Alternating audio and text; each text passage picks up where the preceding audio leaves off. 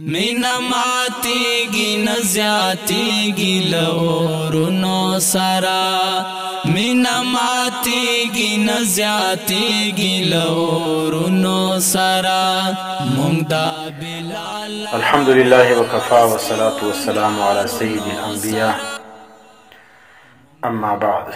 زمر د کورس نن دریم درس دی د فرقه باطله او د تعارف باره کې موږ بحث شروع کړی و د شیعګانو کې یوه فرقه وله روافض. بیا د روافضو یو ځلي شاخ ولو اسماعیلیه ورته ویل کېږي. فرقه اسماعیلیه، دا فرقه اسماعیلیه چې کوم ده دا ته اغاخانیان هم ویل کېږي یا اغاخاني فرقه. دا اسماعیلیه چې کوم ده دا بیا شاخ دی د چا د روافضو. خو په عقایدو کې دا فرقه اسماعیلیه یا اغاخانیه چې کوم ده دا تر روافض هم یو قدم مخته ده چې کوم عقاید ورو د اسماعیلیانو عقاید تر هغو زیات خطرناک دي. روافض او اسماعیلیان دا په ابتدا کې دواړې دا یوه فرقه وله ده. ابتدا کې یوه وله، بیا وروسته په دې کې اختلاف راغلی، ځکه خو دواړه چې کوم دي هغه د اثنا عشریه جز دي. ده نو تر جعفر صادق پورې دی پر امامانو باندې اتفاق ولو. د جعفر صادق رحمت الله علیه وروسته بیا په دې کې اختلاف راغلی. فرقه اسماعیلیه چې کوم د دې وجود تقریبا 133 هجری کې سوی دی چې څو خلافت بنو امیه 131 کې اختتام پذیر سلو، 132 په دا کې بیا خلافت بنو عباس راغلی دی. نو په دا وخت کې چې کوم دی هغه اسماعیلیان هم وجود دعوه پیدا سوی دی. او فرقه اسماعیلیه دا وایي چې د جعفر صادق بعد د ده جانشین څوک ولو؟ اسماعیل ولو او هغه امام ولو. او بیا دا د امامت سلسله به تر قیامته پورې دا په اولاد د اسماعیل کې جاری وي. او تر اوسه پورې چې څوک د جعفر صادق په اولاد کې د اسماعیل د سلسلې ولو، بس دا امامان به د دې سلسلې سره د اسماعیل د اولاده به وي. نو د هغه وخت تر دې اوسه پورې تقریبا د دې 50 امامان چې کوم دي هغه راغلي دي. او روافض بیا څه فرمایي؟ روافض دا فرمایي چې د جعفر صادق بعد چې کوم دي دویم امام څوک ولو؟ موسی کاظم ولو. نو د امامت سلسله چې کوم ده د جعفر صادق څخه چاله لاړه؟ موسی کاظم لره لاړه. او اسماعیلیان څه وایي؟ د جعفر صادق څخه د ده زوی چاله لاړه؟ اسماعیل لره لاړه. نو روافض بیا دا وایي د جعفر صادق څخه دا سلسله د امامت چاله لاړه؟ موسی کاظم لره لاړه. نو ځکه د اسماعیلیانو چې کوم سلسله د امامت ده دا د جعفر د اسماعیل ابن جعفر څخه چې کوم دی هغه شروع کیږي. او رافض چې کوم ده هغه بیا د موسی کاظم څخه شروع کیږي. تر جعفر صادق پورې اتفاق دی. د جعفر صادق بعد دوه شاخه جوړیږي. یو شاخ چې کوم دی هغه د جعفر صادق په زوی پسې ځي چې اسماعیلیان ورته وایي، او بله حصه چې کوم دی هغه چې روافض ورته وایي هغه په چا پسې ځي؟ په موسی کاظم. دا فرقه د رافضیت او فرقه چې کوم اسماعیلیه ده د مابین کې فرق څه دی؟ نو فرق خو یو فرق ما در وښوي چې په امامت کې د دې اتفاق د جعفر صادق پورې دی، او د هغه وروسته چې کوم دی هغه بیا دوه شاخه جوړیږي. یو موسی کاظم لره ځي د روافض ده، او د اسماعیلیان ده د اسماعیل ابن جعفر لره ځي. نو په دغه وجه باندې چې د دې سلسله د اسماعیل ابن جعفر څخه شروع کیږي، ځکه دا فرقې د چل کې اسماعیلیان ویل کیږي. دویم فرق دا دی روافض چې کوم دی هغه صرف د 12 امامانو قائل دي. هغه سلسله د امامت چې کوم ده دا پر 12 امامانو باندې ختمه سوله، بس بیا بل امام نه راځي. جبکې اسماعیلیان بیا دا فرمایي هغه د امامت سلسله چې کوم ده هغه ختمه نه ده، تر قیامته پورې به دا امامت چې کوم دا جاری وي. چې یو مړ شي د هغه بعد بل راځي، د هغه وروسته بل راځي، او هغه به چې شوي د اسماعیل ابن جعفر د اولاد څخه به وي. شرط دا لګولی دي. او دویم فرق دا دی د روافضو اول امام چې کوم دی هغه حضرت علي رضی الله تعالی عنہ دی او فرقه اسماعیلیه چې کوم ده هغه حضرت علي رضی الله تعالی عنہ ته وصي رسول الله وایي چې نبی علیہ السلام چې کوم وصي ولو د حضرت علي رضی الله تعالی عنہ دی او په امامت کې تر ګردو غټه مرتبه حضرت علي ته حاصله ده. دا اسماعیلیان ته مرته ویل چې د اغا خانیان هم ویل کېږي. د اغا خانیان لقب چا ورکړي دی لره؟ دا ایرانیانو شیعګانو ورکړي دی لره. څوک چې په 1233 عیسوي کې د اسماعیلي فرقې 39واں امام خلیل الله چې کوم دی دا قتل سلو،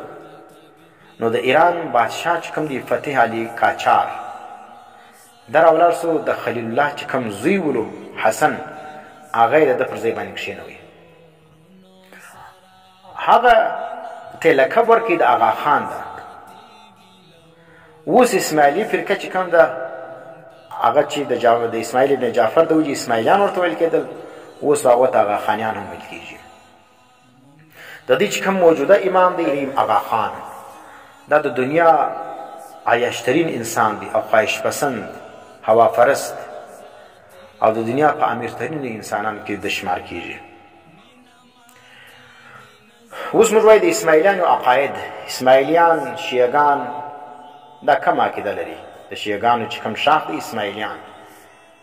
د دې عقاید څه دي؟ دا اول د دې چې کومه کلمه ده دا د اسلام څخه جدا کلمه ده. مرتول شیعګانو بنیاد د اسلام څخه هټ کړ دی. هغه دین چې نبی علیہ السلام او صحابه کرام پر کوم دین باندې ولو هغه بیله په شیعګان کې نشته. اوله کلمه لازم د دې سره جلا ده.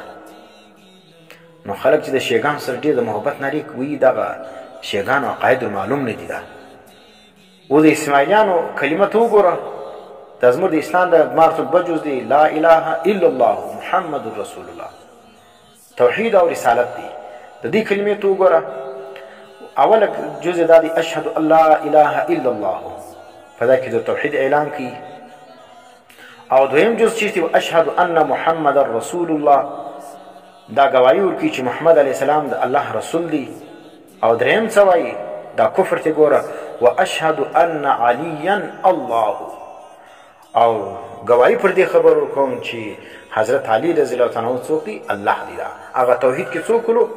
هغه کې اصل دی حضرت علی رضی الله تعالی عنہ خپل معبود بولي، هغه خدای دی. ځکه په هر مشکل کې دی اواز کوي یا علی مدد ناری وي.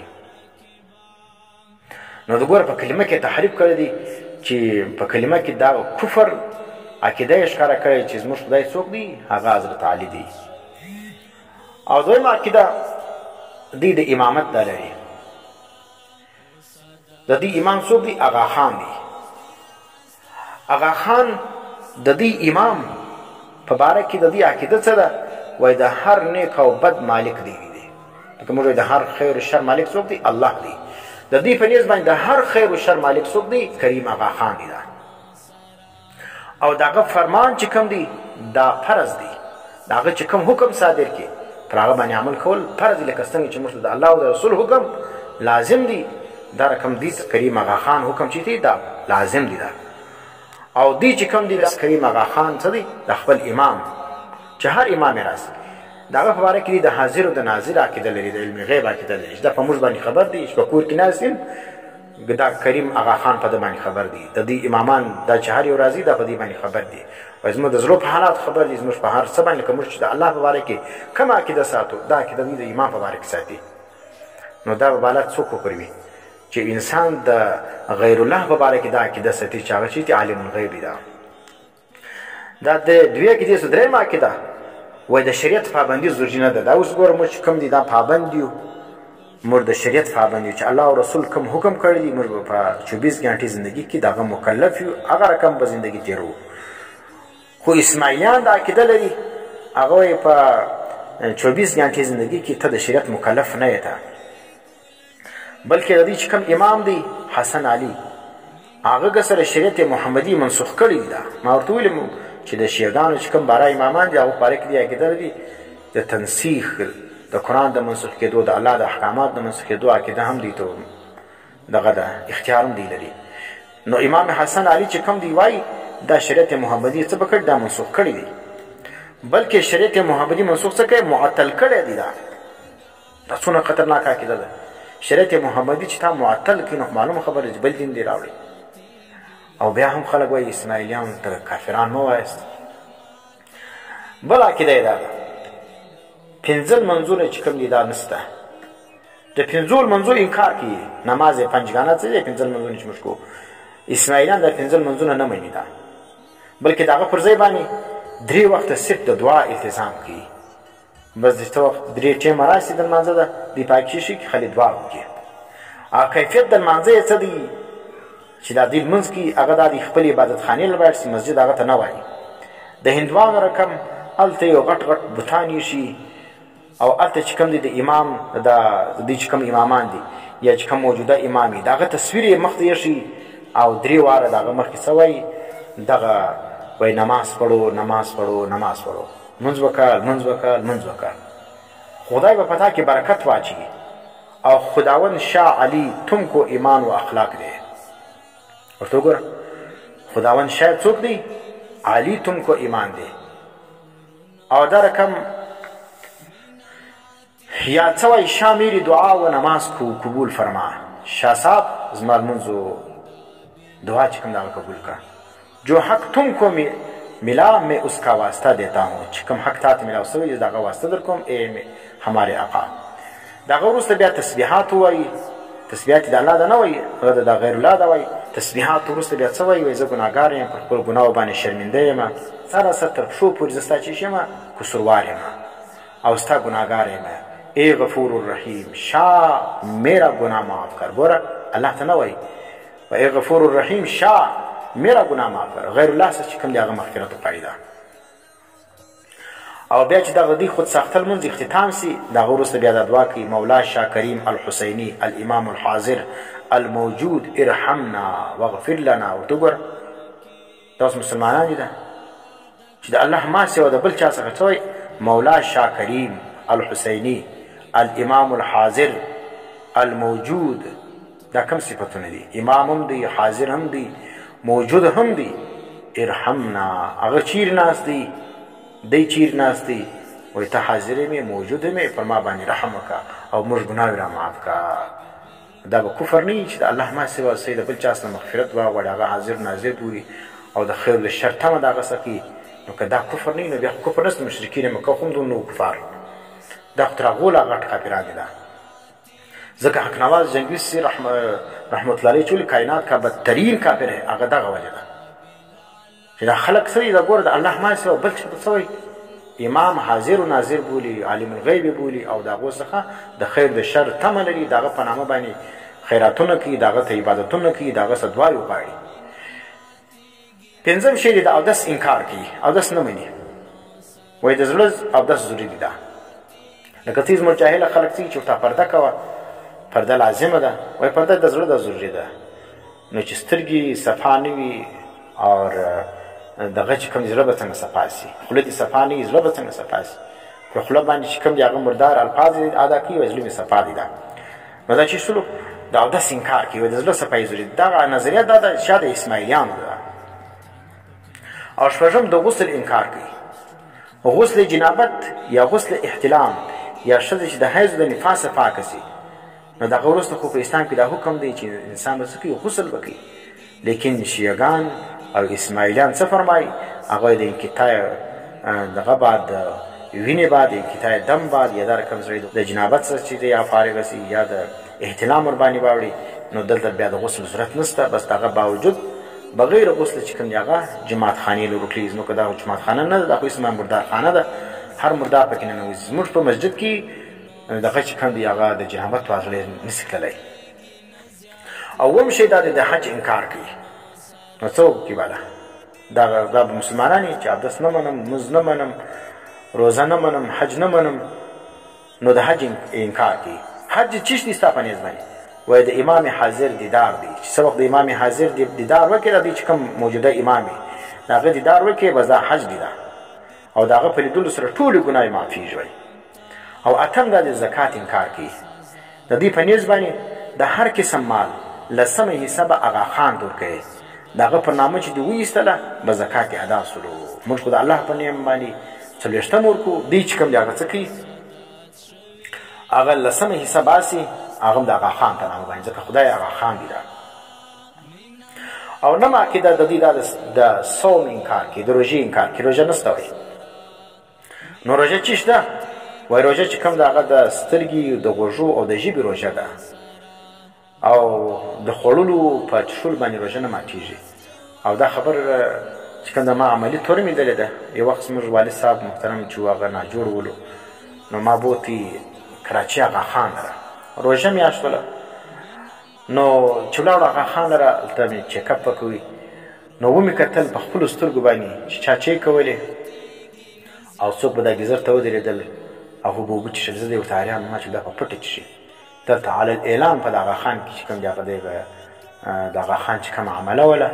د اسماعیلي شیګانو د علی الاعلان پروژه کې چې کوم دی هغه د روژې خوړلې نو دا چې شلو د روژې انکار کوي بس د سترګې د ژبې او د دغه چې کوم ده د خولې روژه ده د غوږو روژه ده او نور چې کوم دی په څښلو په خوړلو سره روژه نه ماتېږي او بل چې کوم دی هغه دی څه کې د بسم الله بجای اوم وایي یا اوم لیکي دا اوم ګوره څه دی خو باره د بسم الله پر ځای باندې دا شی لیکي او بل دا دی د سلام بجای څه که وایي السلام علیکم موږ وایو دا بجای کې وعلیکم السلام وایي دې څه وایي چې سلام ور واچې دا سلام اچونکي څه کوي وایي یا علي مدد هغه جواب ورکوونکي د وعلیکم السلام پر ځای څه ورته وایي مولا علي مدد ای ورته وایي یا علي مدد هغه مولا علي مدد دا اوس څنګه اسلام دی دا ته اوس څنګه مسلمانان خلک وایي او بله دا د یو د حشر او د نشر او د ثواب او د عذاب جنت او د جهنم انکار کوي